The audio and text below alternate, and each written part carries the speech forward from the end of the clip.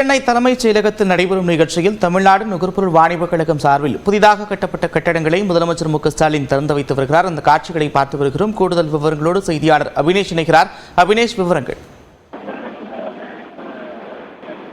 தலைமைச் செயலகத்தில் முதலமைச்சர் மு.க.ஸ்டாலின் பல்வேறு முடிவுற்ற திட்ட பணிகளை இன்றைக்கு தொடங்கி வைக்கிறார். அந்த வகையில தமிழ்நாடு நுகர்பொருள் வாணிப கழகத்தின் சார்பில் 4.66 கோடி செலவில் நிறுவப்பட்டிருக்கக்கூடிய கலைஞர் நூற்றாண்டு உணவுப் பொருள் சோதனை கூடம், அதே போல 17.4 கோடி செலவில் கட்டப்பட்டிருக்கூடிய 4 சேமிப்பு கிடங்கு வளாகங்கள், அதே போல 36.25 கோடி செலவில் கட்டப்பட்டுள்ள 58 நேரடி நெல் கொள்முதல் நிலைய கட்டடங்கள் மற்றும் கூட்டுறவுத்துறை சார்பில் 15.22 கோடி ரூபாய் செலவில் கட்டப்பட்டுள்ள புதிய கட்டடங்களையும் முதலமைச்சர் மு.க.ஸ்டாலின் திறந்து வைக்கக்கூடிய அந்த காட்சிகளை பார்த்திருக்கலாம்.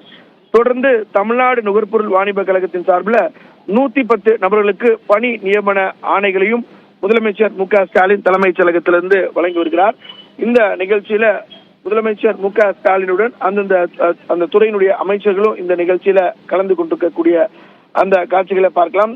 தொடர்ந்து அதாவது பொதுப்பணித்துறை அமைச்சர் ஏவா வேலு, அதே போல பள்ளி கல்வித்துறை அமைச்சர் அன்பில் மகேஷ் பொய்யாமொழி, அதே போல கூட்டுறவுத்துறை அமைச்சர் பெரிய கருப்பன் உள்ளிட்டோரும் இந்த நிகழ்ச்சியில கலந்து கொண்டிருக்கிறாங்க.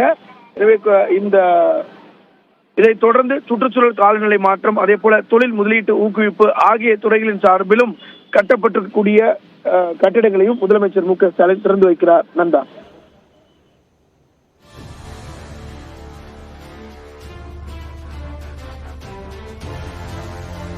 நன்றி அபினேஷ், விரிவான விவரங்களுக்கு.